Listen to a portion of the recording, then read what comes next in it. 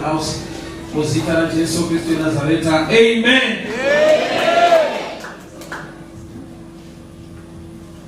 Shakanaka ni tende mare.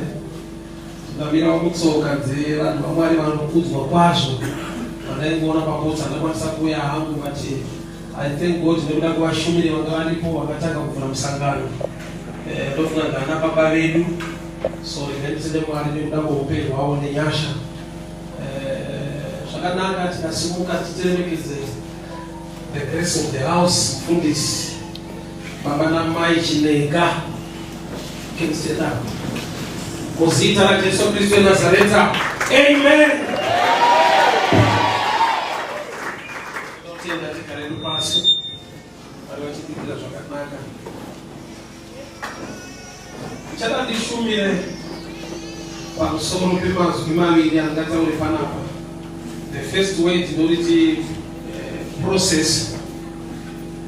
The second way tinoti purpose.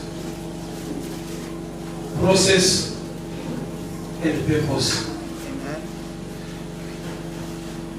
Mark chapter 16, verse 34. Mark 16, verse 34. Then at 3 o'clock, Jesus called out with a loud voice, Eloi, Eloi, lama sabachthani, which means, my God, why have you abandoned me? Yesu wakadanidzira nezigura achiti, Mwari wangu, mandisivei. Mwari wakuzwe ruda mwishukrao, tinogona kugara pasi.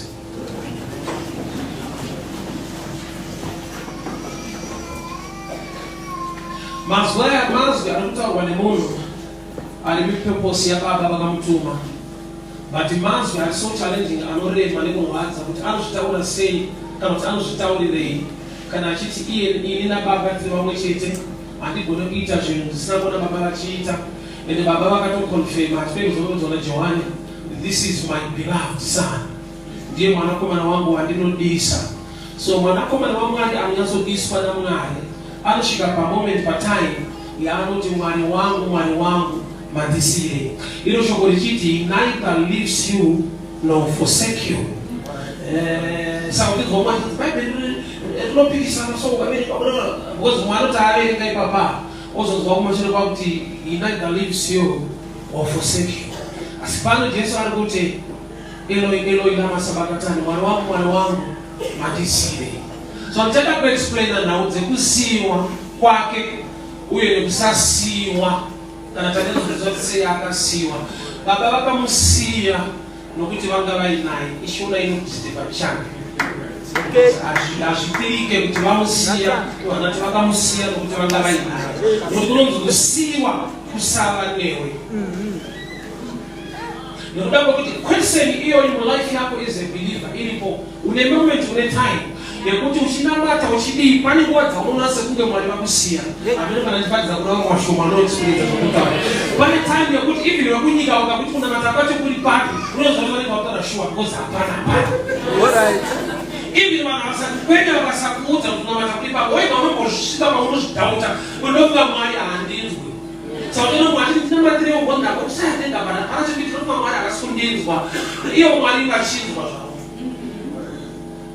So statement iro Eloi lama sabachthani in life inoraramika kana munhu agona kusacha chinonzi purpose uye in process. Purpose yaMwari ndeyekuti Jesu zvaauya panyika agone kubeura ropa pamuchinjikwa ofa nezvaneta tobvamuka. That's the purpose yekuti auya kuzoseva humankind through his death on the cross. Purpose iriyo but process yacho ine pain, ine death. Marwadzo zvipiki zviri mumaoko ndobarondora mazwi ekuti Mwari wangu mandisire. Chaita kuti baba vamusiye inhau yekuti vanaye mupurpose but vamusiya kuti process iitike. Why? Nekuda kwekuti baba kana vainaye muprocess vanenge vakudhinaya purpose. Nokuti kana baba vanaye haafi, haana kukwera kwaanoita, hakuna vanhu vanomatanga vakabudirira nokuti ane protection nefavor yababa.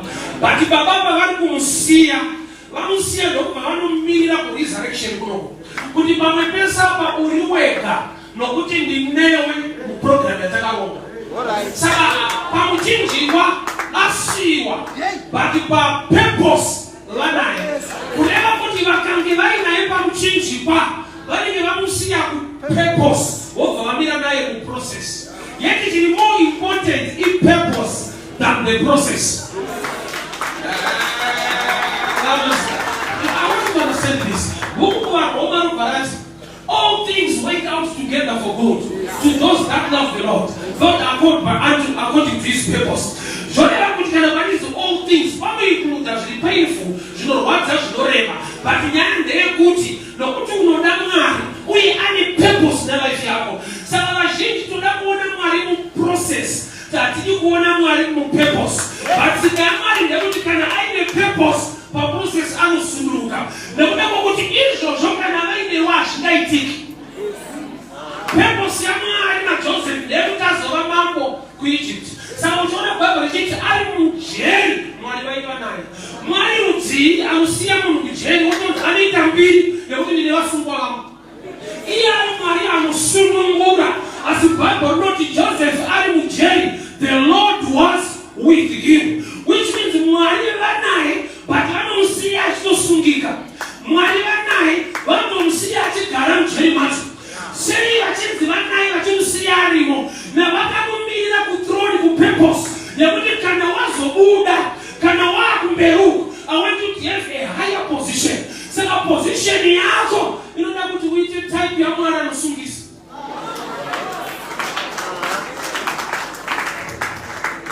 One thing I know, chinonakidza ipurpose chinorwadza iprocess. Samson ari calling yokura yavaFilistia kuti adzikire hama dzake. But number one challenge yandena Samson havasi vaFilistia zvaari. Samson anga ane problem yelove nemaziso ake. Aiti akangoona musikana akanaka aitadza kuziva kuti muFilistia. Saka utonoti akatumwa kuuraya vaFilistia but aitanga nevaFilistia vacho. That's why challenge ya Samson nyamwe simbai nawo pane paakamuka asisina simba racho. Mwari vabvisa sei simba ravo pana Samson? Vada kuti ambobviswa maziso anoona maenemies semalavhasi.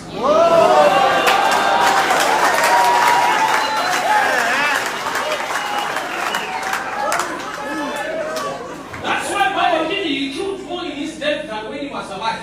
Nekuda kwekuti paanga asisina maziso ana chaanoprotecta kana kuda. Hakuna mFilistia waachaona. But sight was a hindrance to vision. Vision never to see a man. Everywhere a Philistia, but the sight, you know, that the Philistia will go.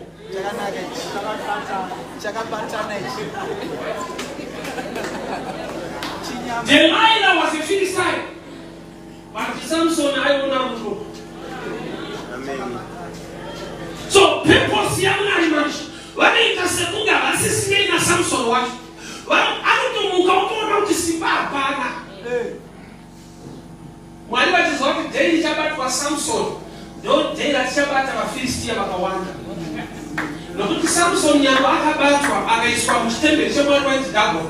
Baba noti he killed more. Haigona kuuraya more dai asingabvira abatwa. Saka vanenge kuti Mwari vanotendera kuti ubatike kuti ugone kuzokabata.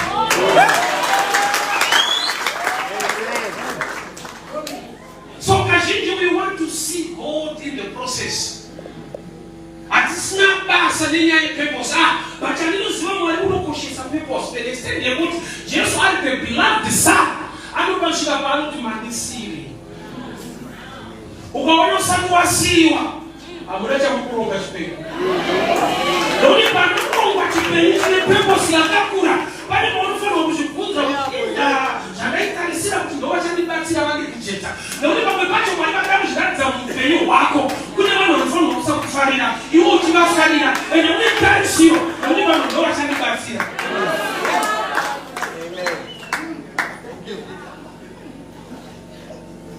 Eloi, Eloi, lama sabachthani. Prayer.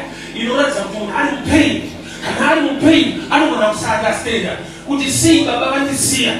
Wasiyirwa nyaya dzakanaka, wasiyirwa victory, wasiyirwa kuti uende pahigher position. Saka vakaramba vainewe zvikude. So hatiziva nokushumira kune zvikuita zvakanaka muupenyu hwako uchinamata parupenyu. To understand kuti unenge uchakusiyana chechi yacho. Why? Nekuda kwekuti une mubvunzo iwowo kuti bani Mwari wacho vambondisirei. Sei Mwari vandiseka? Sei vasiri kumira neni? Process iri kushandwa nayo iri painful. Ukura Ruth chapter 4. Ruth akabva kuMoab ukauya kuBethlehem. I'll read from Ruth chapter 4. From verse 7. Now in those days it was a custom for anyone in Israel transferring right to purchase, he has to remove his sandals and leave over to the other party. This publicly validated the transaction. So the other redeemer drew off his sandals and said to Boaz, "You buy," and as he said to Boaz, "You buy the land." Then Boaz said to the elders and to those in the crowd standing, "You are witness today that I bought from Naomi all the property of Elimelech." The action said to end up and equity. Ruth angani mungu alifanya kumurora not Boaz. Samuel akaramba nokubabisa kuti zake as a tradition, as a sign yekuti andikoni kufamba naye mumudoro mutaura. Nokubva pakuna Boaz kuti iwe chitora urore. Boaz nokubazorora kuti. So chakatanga kuitika mu life ya Ruth kuti azova mai Boaz kuramba. Yes, chinorwadza ndechekuti wakabva kuMoab ne10 years. Wabva kune imwe wanano wasvika kune imwe nzvimbo kwakunzi chiroreka obva nekuramba. Ende chaari kurambirwa chiri tangible for 10 years anobvira ava nemwana saka pane evidence inorambisa. Chakakushamisa ndechekuwanana nokuda pane evidence inorambisa. To me it's this. Kurambirwa kuti panapana murume yakatoti I won't take it because I will endanger my inheritance. Kuna kuti ndine record yake kuti pakarorwa for 10 years namalo naobva vaita mwana. Saka ndikamuroora hatina mwana wokuzosira nhaka kuti munhu yaabereki. But po paita munhu kuti asingabereke ndiri ready kutora. Boaz haasi ordinary man. To me I'm sure he represents Christ. Jesu bedzi ndiye anogona kukuda uri zvauri nokuti anokuchinja zvauri izvozvo. So auya kuBethlehem kuimba inyasha wabva kwakuMoab. But the first thing, rejection. Sir Joseph Baba kauya kuEgypt. Kwakarota chef wanachikugama. First thing, gardener. Number 2, prisoner. But he's still in the purpose. So when it comes to my challenges, I don't want the people here to have seen. Purpose young man, they're looking roof, up when you grow one of us. Saka panofana uke paine problem inokurambisa nokuti pakashaika problem anorwa nemunhu asiri.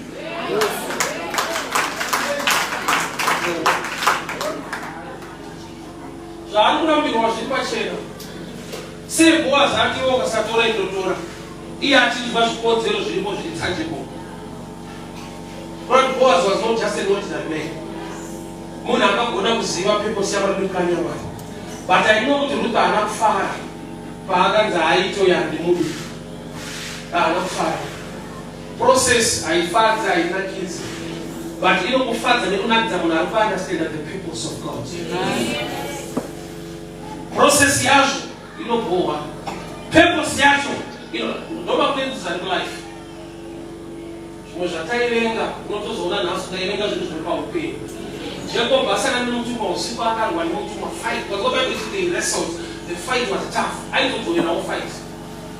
But mangwana nishienza chakuda akati akusiye shikamani romafadza. Which means during the night he was fighting the blessing. Airwa nepanokomborera. Nokuti waiva usiku. Usiku is a picture of ignorance. But there are times that you are not just komborera life mako, but you become number 1 fighter. Mangwana ni ndoba anotanga kusiye shikamani romafadza. Saka usiku wese watu kontroleni.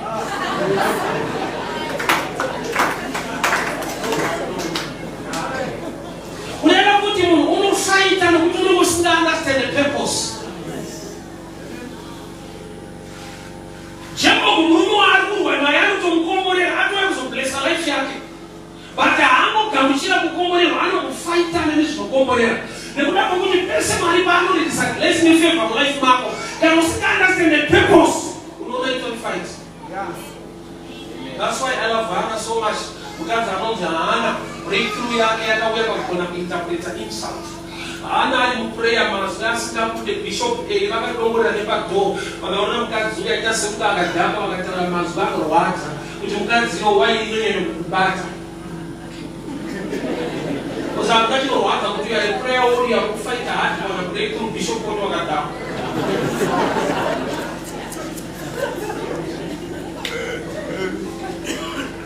So Wagata is a line in prayer. In a Genusa religion, Marim Kalipa wanted to see a panel. Yes, it will never make sense to change Kumba. Come on, you know, see, you want to be the bride. But when it's a Bonaparte, instead of an insult to you.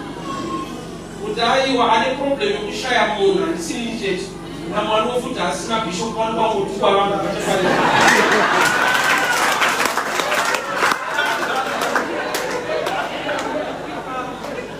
So mwalimu kanipa mwana naona tutese kwenye problem wana atinowa kanipa mwana na ino kwa yo bishop. And the truly Samuel became success what Bishop Ela. Sharp, Papa was funny man to get why. We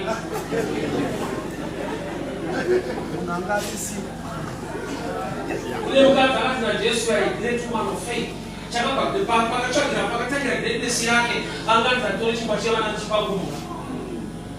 It was all about commercial way or the problem. I just want the acid gestation. Yeah, I Mama didn't amazing. But you got the other part of all these shit. In one Ghana and Timothy was over the state of diabetes. But other benefits of Bible. I don't want to other position young ladies on that view.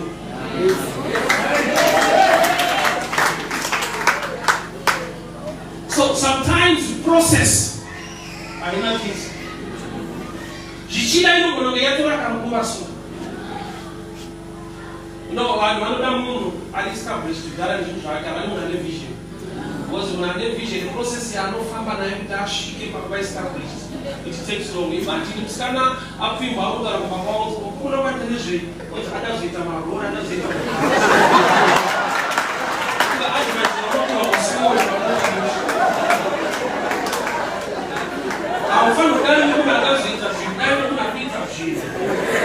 people they expect you better vision. Yet it's not all based on the vision. Why? Because they understand the process in the a lot of challenges.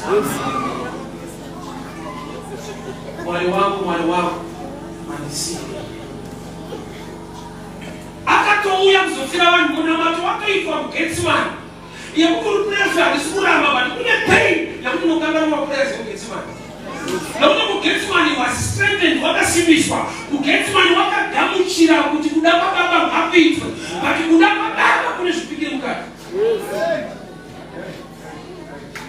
That's why I understand this physically.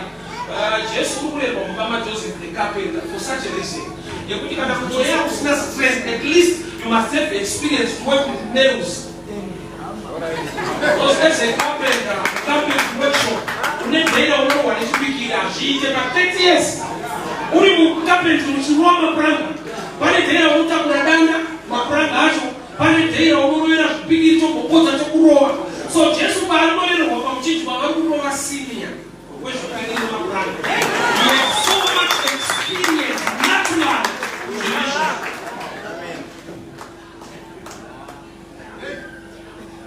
Sagapati was a woman of Shai Pachamwea. But you physically watch us, no matter the way. Someone by Marashka cooking, Rosie, wouldn't get a dozen to Sarah Maria. Why was Baramba Maria, which is an experience and didn't have a woman? You never was spiritual, but you are connected in the destiny with the fish organization. Except that the woman of a beautiful death. Anatanga suit where Papa suit Bakumba, the one was not linking my power. So there are times that we do not link to the power, it's not anointing to stable. That's why you should find a good space that Cheromon. No matter is a pastor, not a and respect people.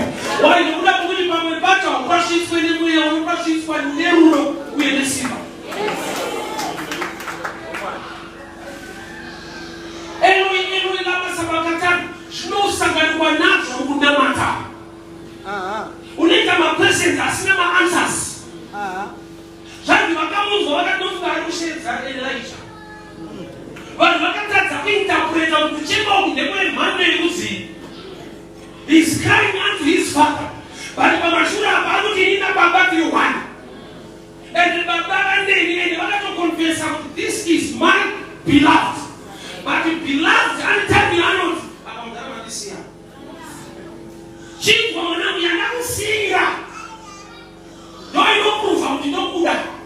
Kutuza tikise kwa familia. Nikaramba nini uka mchinji kwa achipikira achipinde.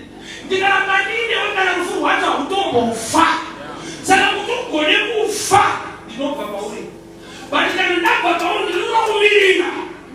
Pepo siacho. So by the time you iliko. Ya uko kusinaka chaishi ili chakao ufuti chaishi. So ya sasa murike kana wanakomba advice. Ndio msanya 3 days uko mali. Dry fasting. You know that my free. Hakuna chembo yetu uchao kwa hivi ni prayer kwa mkono karo kwa mwasho. Unaona kuja usiku kwa mkono karo kwa. But things are not okay. Process yako ino wacha. Why God finish speaking you want it to be loved. Baba wangu not amai mabosi baba kama not boss akanaka was a good child. Wakanomisa kubisi kwenye mwa. Yeti kuumbani mwisi nani mwiki. Kati babaka wote mwanao ya kanaka. Wakano ugazika kumsama kumalicho. Ile ya kutu ni right hiyo hii. You don't put it somewhere.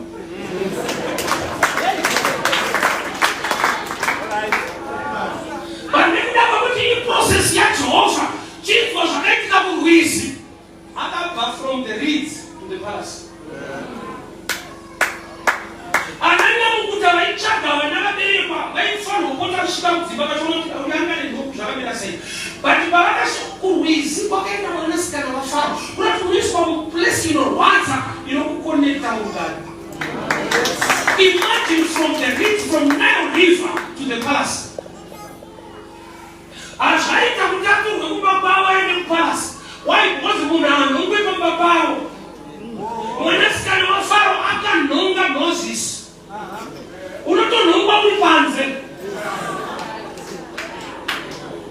Amen. Yo japata uki. Baba, apo no wemo. Mani ni kila mshaba. Famba uone kumani. Kani bila kwetu yo musika fambe. Amen. Famio kuone kwe. Atika famba. Kumba unomwe mungu. Sio chifamba, ndio chikombea uchikodi. Kumba mtoto mungu. Ndio kuweza ndio baba baba. Ndio mstari wa unafambe. Hiyo kumea ndio mfamba shasi yangu.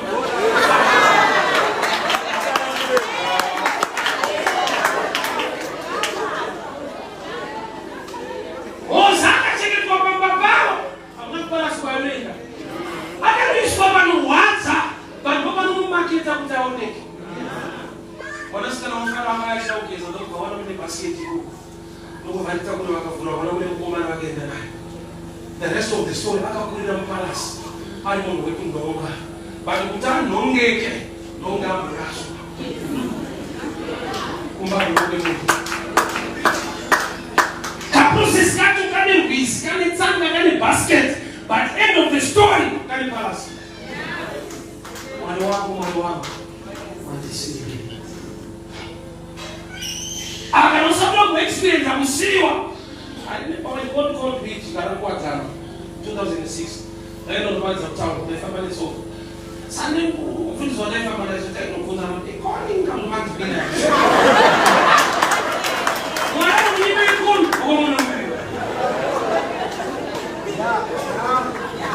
Why don't you say some 50 cents of our first message?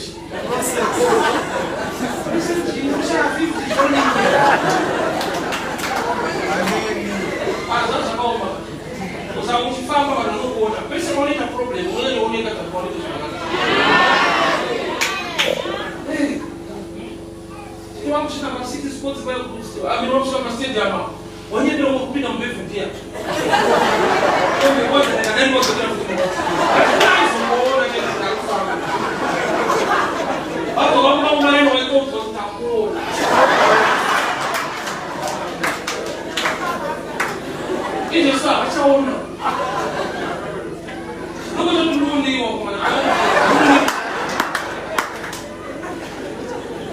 The process was so painful.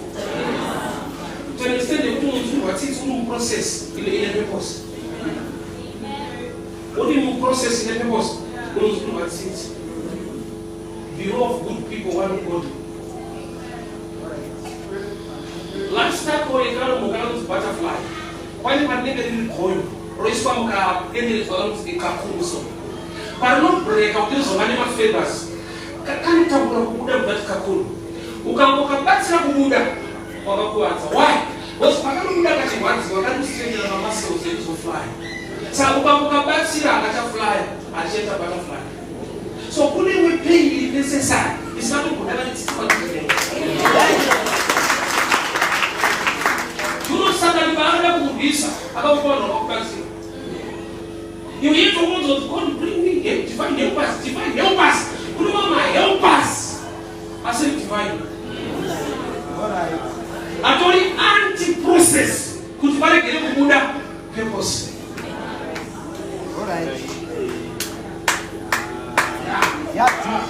A passive person by rejection by Satan. A passive person by the woman by looking to another son of that Joseph. But I shall go looking this and make a connection. Young's one and a foul. When you feel one yard, pass away negligence is down. It's not about one side of the motion goes to that one. From a patch, she can push you to the man. Do you know Joseph? I don't know about Joseph. You are not missing for what that's my honor to put on the room. But I see how you know, so I want to somewhere because what we show in the room.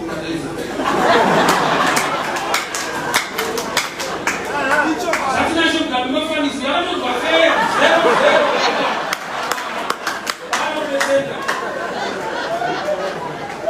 But in Jehovah,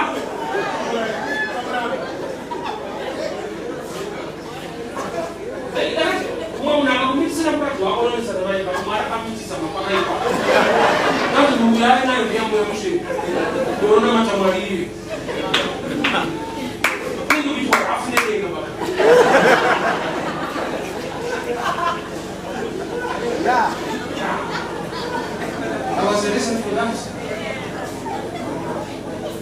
Let's go zero. I'm blessing I got to tell you. You would get that good of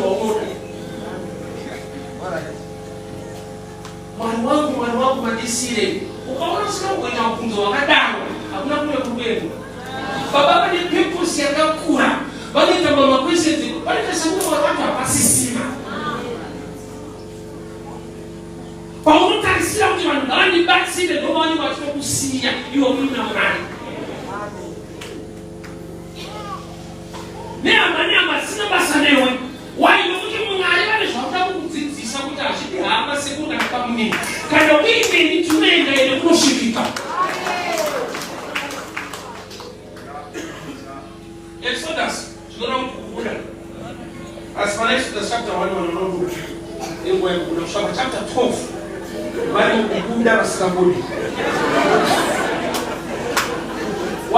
Peter passed through a process in a purpose?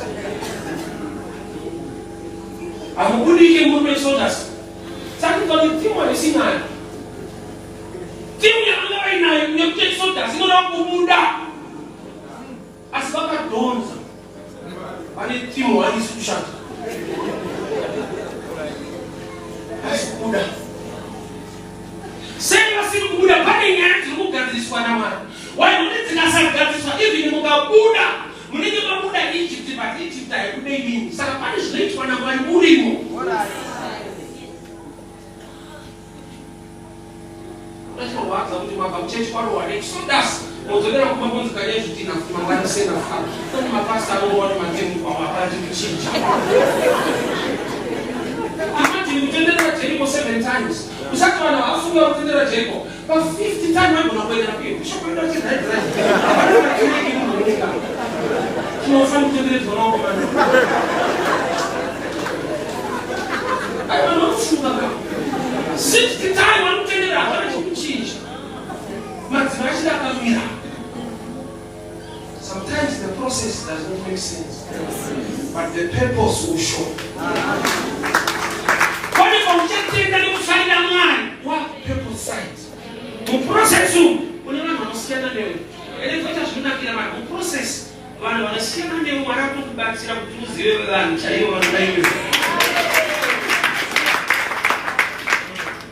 don't know that's what we got. How to show water. Shower is like quite much.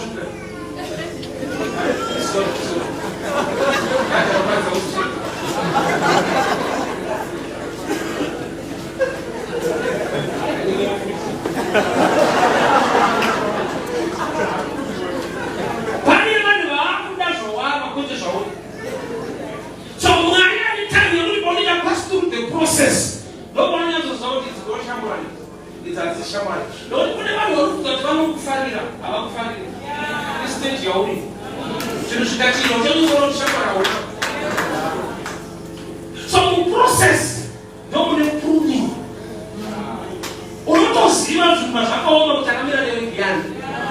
Never we are us. Never go back. You know your friends.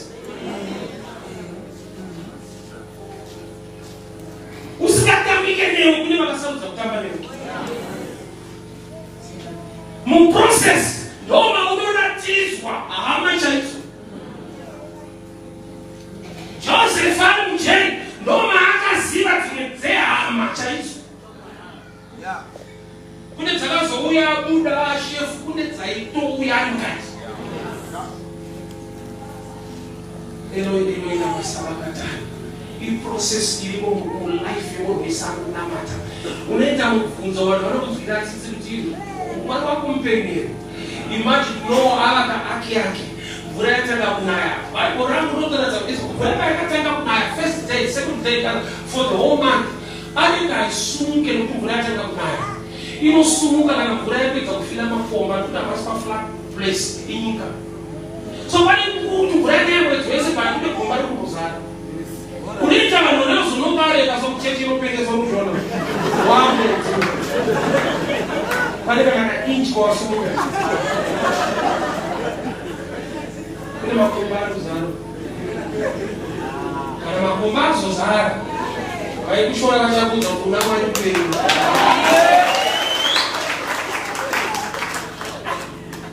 Understand that process. But now put the ability to enjoy the pain, so you will enjoy the glory.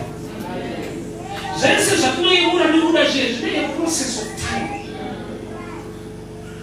But you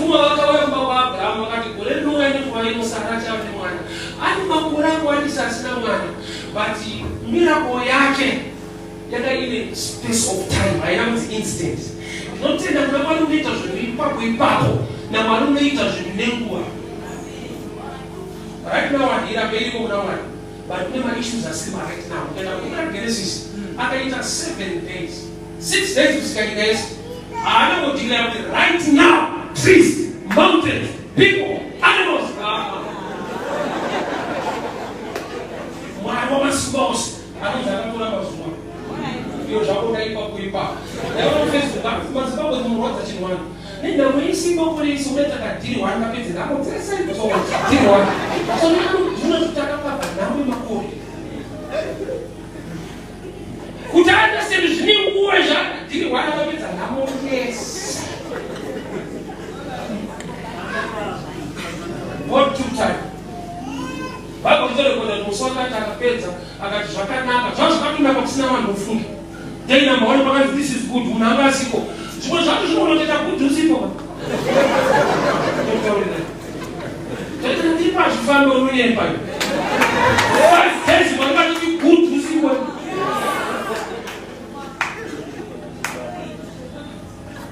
Process in time. But you process in the time you don't want that one. Then you're showing it. purpose wafara zvinhu zvaita. But mu process kune misodzi, kune kuchema, kune rejection, kune zvakawanda. Zvekuti uri mazviri unofutoti Mwari hatisina. Haunenge uchatoramba uchasiya. Why? Because the process is so painful. Do you know Jonah asikazogara kuenda ari kumurewe? Yeah, because oyenga inomvura kuti pamusoro pemvura mvura. He was not aware. Purpose ya Mwari ndeyekuenda kuNineveh. Process ndeyekugara mulimo. Kana iri fasting angasana kunouzwa yaimbitika yega mukati. Abana vaunongotsanya kuti situation yacho kutsanya hivi usikale kutsanya. Ime nhamwe yakafeva unopatsanya. Wozana wakutsanya kuti handisikuda kuti watoshare kutsanya. Jonah 3 days 3 nights asinotakuenda kuti nenzara arimo. Bible rovana that God commanded the fish to vomit Jonah. Ndobva audzirwa kwaanofanirwa kuenda asina kutaura. Havana kunegoshinza nehoyo, but hoyo inenge izotsanga anofanirwa kuenda kugara. Mwari ndakupe nhamwe iri kusvitsa kugara.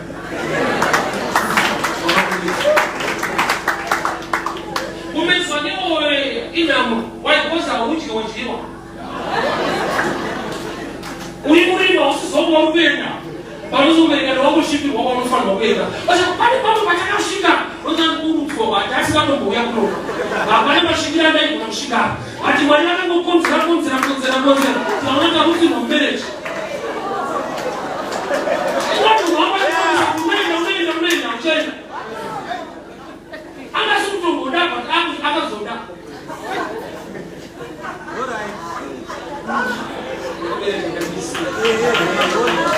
Kuzali iya kuwasha nomudzatezva kuti mamandi pandini. Bati munhu wakuita ndini sevenezva ari nahandini wake. Unongorutsirwa muwanako. Ani ana kupfirwa. Akakupa chidhiro se.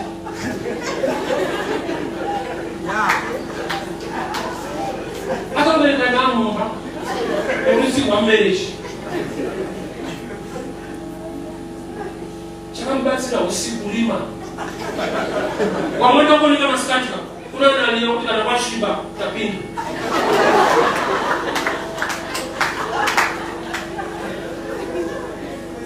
Process inorwadza asi purpose unoitirwa zvakanaka. Chikoro ndaenda maticha airowa because ndinosakuziva kuti process yekurohwa ndei ndekushanda nesimba upenyu kuti zvakanaka mangwana. Zvitasika nepurpose iyo. Saka inoridza mashoti. Uchinoirwa kusaverenga uverenge unokucheka mamashortage inoisa mukati. Type defend na poverty. And poverty manje unokurova une mashoti waya inana nebasa.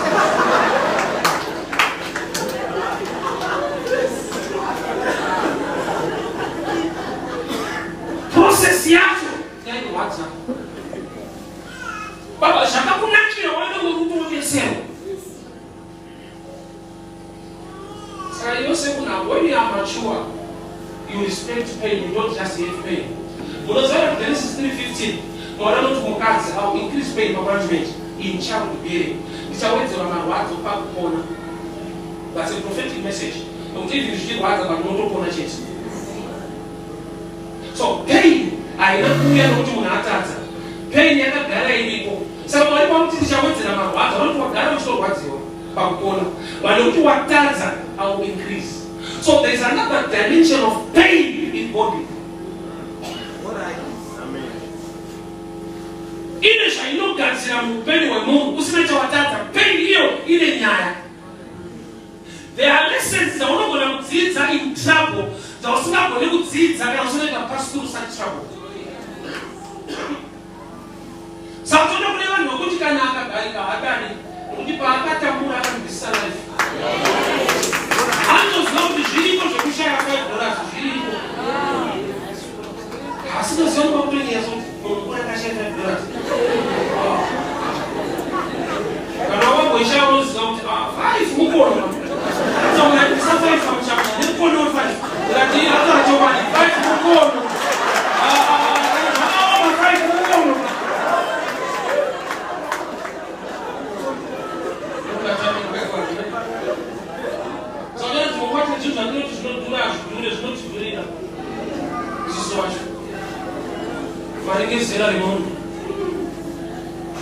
Process very painful. Across and by purpose ya baba. By comfort, I need us to do baba. But you should do baba. So as happens among one soul, there is glory ahead. So Bible again, Jesus enjoyed the cross for the glory that was ahead of him.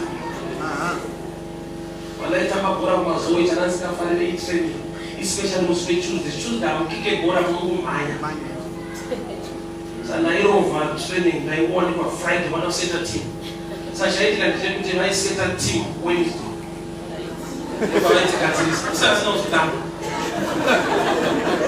I go on as I got the process. You know, we have to wait. Life, ufunge kule maprocess ameta pastor. Ekutu kama njenga wanjenga purpose. Ukamonjenga process hiyo purpose why? Because kule challenges anazosimuka kwa life. Au kuna get na better. Kana unaweza pass through a certain challenge in front of you. Joseph nomba kuna kujenga makoma lake. Aka understand. Kuti zvinoita kuenda kujeri usina mhosva. Why? Because akatoenda asina mhosva but paine evidence. So he's a great leader and a wisdom. Nokuti patinoona mota prison ichidarika ndofuwa kuti matsotsi ese. Gamba umoti vakatsotswa saka varimo. Joseph yakadipa kutwisa kujeri kunoendeka usina nyaya. Umbo wacho kuchitonzi pane evidence but nyaya ina kuitwa. So I see as evidence. Echokwadi iri part of evidence. I don't know what you are passing through. Shida ni watu fuma shule kwa wewe. Unemvunzo ulete moyo. Eli lama sabachthani. Mwali wangu mandisibe. Baadaye kanisa tupatisha muda napo. Ndio paka farwa. Baadaye kanisa tunachochaita pa business yangu ndio sisi kuita. Baadaye kanisa tunapatia wana hostel ndikalaka ndakakunyuzwa kwa stage iko. Unemvunzo kuti mungani mupenyu ndio fanele chikoroja. Saka mvunzo wako ngoti eli lama sabachthani. Mwali wangu mandisibe. Saka banota uleta live you forsake you. Baba mkwesтрate kuti mandewe despite what you are passing through. Mandewe zasizochita purpose ya mwali. Pa cross panobviwa. Anakura mwali po. Kune vanokumbira kuna pilot tipeiwo tinobvisa mitumbiri pakuchinjwa. Mwali ngaunze vanhu vanobvisa ipapo. Mwali ngaakumutsire vanhu vanoti ayo zvipikiri zvakwana. It's high time tabvisa kuyeri ipapo. Pain is real. Marwadza ariko. Kune matambudziko kuti une mubvunzo isina mhinduro. 2014 when I lost my son, ndakaita mubvunzo yakashaya akatipindura. Because zvinotaurwa vanhu panhamo zviri common chari nguva zvinowanikwa maika zviitirwa. Izvo zvaisi nyaya hazvidi cancellation and comfort. Maida kuti zviitirwa vamwe. Why you go? Nguva kakwana mudikire. But what my dad never was a traditional ways at all about. Now that we are training in the Pacific. Also, you can imagine what you want from a woman. When I'm saying one of the Manova moved to a bullet.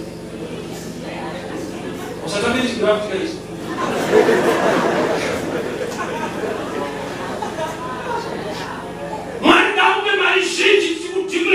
When you finish over, how many passages? I'm not going to jump in the sheet of it. And I shall back to one machine that the flower I pay, Mafuta Susu Pera, Wanga, but to put a chapter. So they have to go to Mama outside and never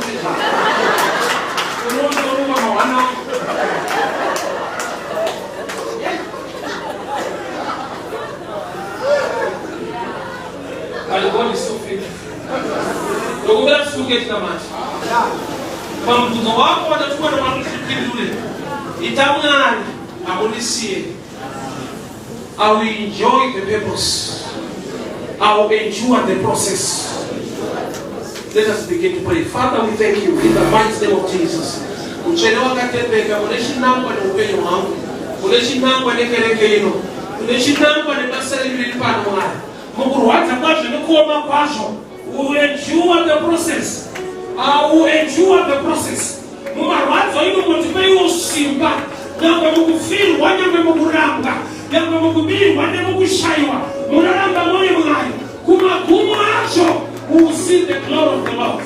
Atiparani nukuti munesu, atikutsike munoti simuta, nukuti kuma acho, bagaku purpose, who will see the glory of the Lord. In the mighty name of Jesus.